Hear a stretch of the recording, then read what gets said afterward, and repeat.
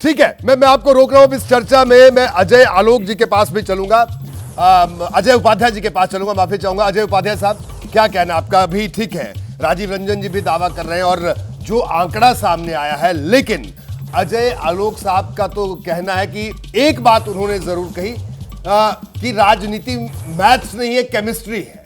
देखिए, ये हकीकत है कि राजनीति में केमिस्ट्री काम करती है। तो जो वोट शिफ्टिंग की बात है, जब सिंबल आएगा, ये तमाम चीजें उन्होंने कही। देखिए, इनकार नहीं कर सकता, मैं नहीं कह रहा हूं कि ऐसा ही होने वाला है, लेकिन ये भी एक पहलू है। आपको लगता है कि महागठबंधन जो अब इंडिया का स्वरूप ले रहा है, वो इंडिया का स्वरूप ले पाएगा और उसके बाद बड़ी ताकत बिहार में बना रहेगा या बन पाएगा?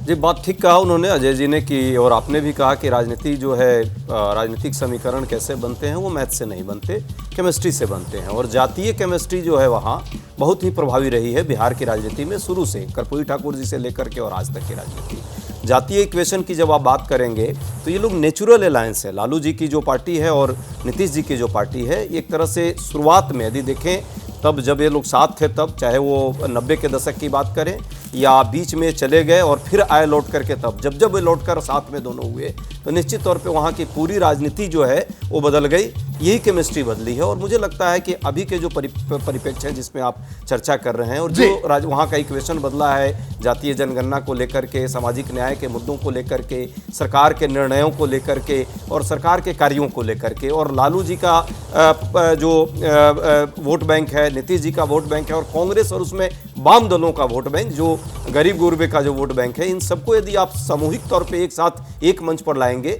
तो निश्चित तौर पे जो आज आप डाटा दिखा रहे हैं, मुझे लगता है कि पूर्णतः या अपूर्ण मैं मानूंगा।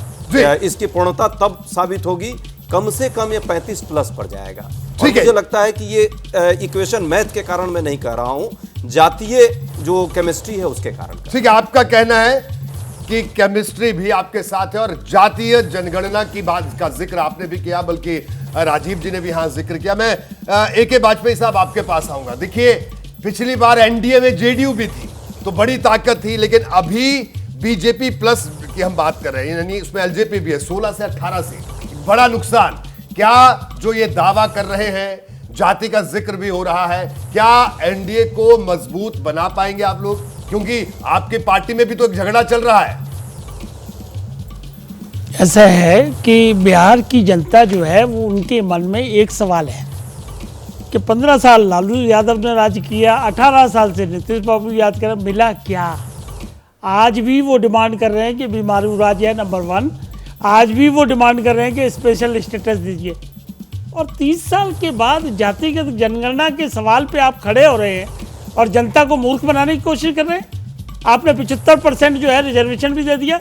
जरा ये मैं देख के बताऊँ आपको क्या क्या है। हरियाणा 60%, राजस्थान 64%, गुजरात 59%, तेलंगाना 50%, तमिलनाडु 69%, महाराष्ट्र 52%। सिर्फ एक राज्य तमिलनाडु में तो ओके किया है जी, बाकी किसी राज्य में नहीं है। सब ने सुप्रीम कोर्ट ने डिसमिस कर दिया है या कई राज्यों में पेंडिंग है। तो क्या मुद्दा आप देना चाहते हैं जनता को? 30 साल से मूर्ख बना रहे हैं और 30 साल के बाद कहते हैं हम 38 सीटें जीत जाएंगे। किस बुनियाद पे जीतोगे आप? इस बात का जवाब जनता को देना होगा। ये आत्मविश्वास नहीं है, ये सिर्फ और सिर्फ जलेबी बनाने वाला कार्यक्रम है, इससे ज्यादा बिल्कुल कुछ नहीं है। ठीक है, जलेबी बनाने वाला कार्यक्रम है, ये आपने बात कही। मैं प्रदीप जी को इस चर्चा में लेकर आऊंगा। प्रदीप सिंह जी, क्या कहना आपका? देखिए, बड़ा नुकसान तो से कहेंगे ही साफ तौर पर, और एनडीए के कुनबे की अगर बात करें बिहार में, जब अब जेडीयू उसमें नहीं है, तो ऐसी जो स्थिति बन रही है, नुकसान साफ तौर पर दिख रहा है। ये जो ओपिनियन पोल है इसके मुताबिक मैथ्स की बात भी हो रही है, केमिस्ट्री की बात भी हो रही है, और इन दोनों बातों को भी ध्यान में रखना हो। नहीं, देखिए, अरिथमेटिक को अगर आप देखें तो महागठबंधन के पक्ष में है जी। इस चुनाव में 19 की तुलना में 2024 के चुनाव में एनडीए को नुकसान होगा ऐसा दिखाई दे रहा है।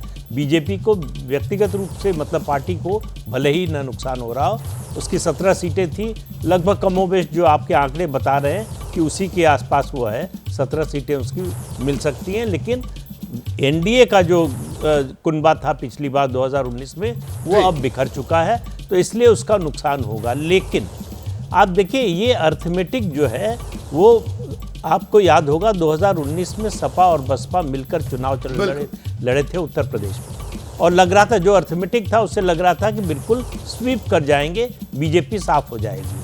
और हुआ क्या? ठीक उल्टा हुआ। एक तरह से ये वो गठबंधन ही साफ हो गया। दोनों पार्टियां मिलकर जो है 80 में से सिर्फ 15 सीटें जीत पाई। तो ये इस चुनाव में बिहार में निर्भर करेगा रिजल्ट इस बात पर कि आरजेडी और जेडीयू की केमिस्ट्री कैसी बनती है। जी अगर उन दोनों पार्टियों की केमिस्ट्री अच्छी बनती है जैसी बीजेपी और जेडीयू की बनती थी तो उसका बहुत बड़ा फायदा होगा। अगर वो केमिस्ट्री नहीं बन पाती है तो उसका वो फायदा जो अभी अर्थमेटिक में दिखाई दे रहा है वो मुझे नहीं लगता कि वो फायदा होगा। जी